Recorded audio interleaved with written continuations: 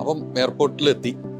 ഞാൻ നേരത്തെ പറഞ്ഞ പോലെ പല ഫ്ലൈറ്റിലാണ് എല്ലാവരും വരുന്നത്. അതുകൊണ്ട് തന്നെ എല്ലാവരും ഒരുമിച്ച് എയർപോർട്ടിലേക്ക് എത്തുന്നില്ല. ഇപ്പോൾ എത്തിവർ പോവുകയാണ്. എന്തായാലും നമുക്കറിയാം ആ ഷോ കാണാനുള്ള തിരക്കാണ് മലയാളികളുടെ. അത്ര വലിയൊരു ഷോ ആയിരിക്കും. ലാലേട്ടൻ മമ്മൂക്കായുമുള്ള ഒരു ഷോ എന്ന് പറയുമ്പോൾ തന്നെ, ഒരുമിച്ചുള്ള ഷോ എന്ന് പറയുമ്പോൾ നമുക്കറിയാമല്ലോ. ഇപ്പം എല്ലാവരും ഈ ബൈക്കിൽ നിൽക്കുന്നവരൊക്കെ അങ്ങനെ അതിൻ്റെ ഒരു ഷോയ്ക്ക് വന്നവരാണ്. കുറേ പേര് ഒരേ ഒരു വണ്ടി വരുന്നു, അവരവർ പോകുന്നു. ഇതാണ് ഈ ഷോയുടെ പ്രത്യേകത. പല ഫ്ലൈറ്റിലാണ് വരുന്നത്. ചാർട്ടേഡ് ഫ്ലൈറ്റ് അല്ലാത്തതുകൊണ്ട് പല ഫ്ലൈറ്റിലാണ് ആളുകൾ വന്നത്.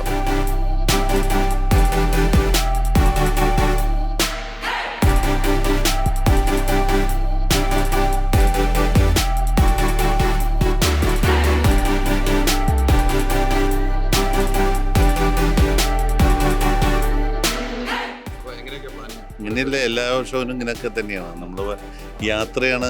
അതുകൊണ്ടാണ് നമ്മൾ പലപ്പോഴും കേരളത്തിൽ ഷോ ചെയ്യാൻ മതി എന്ന് വെക്കുന്നതിൻ്റെ കാരണം ഈ കൂട്ടിപ്പിടിക്കൽ വലിയ ബുദ്ധിമുട്ടാണ്.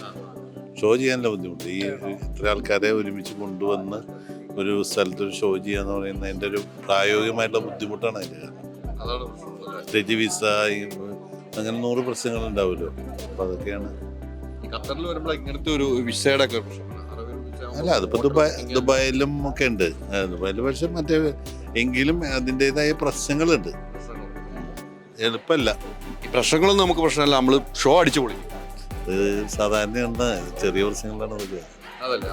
ഇപ്പൊ നമ്മള് അമ്മയുടെ മഴവിൽ മനോരമ ഷോന് ഏകദേശം ഈ 350ഓളം പേരെ കൊണ്ടുവന്ന. അതുപോലെ ഇങ്ങനെ വരും. പ്രശ്നമില്ല.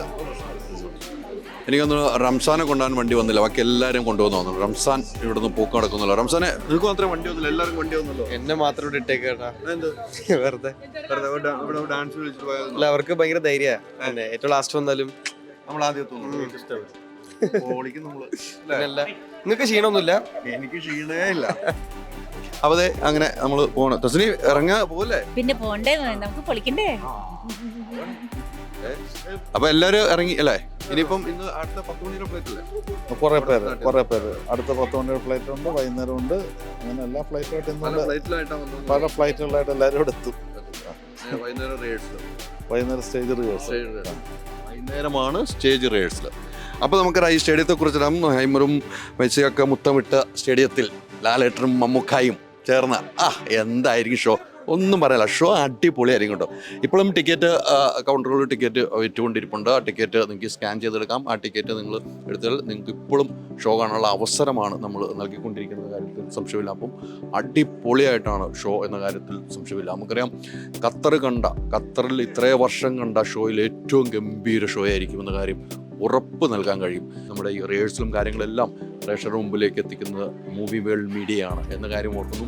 ഓക്സിജനാണ് നമ്മുടെ സ്പോൺസർ. അതോടൊപ്പം ജെയിൻ യൂണിവേഴ്സിറ്റി, ഇവർ രണ്ടുപേരുമാണ് നമ്മുടെ സ്പോൺസർ.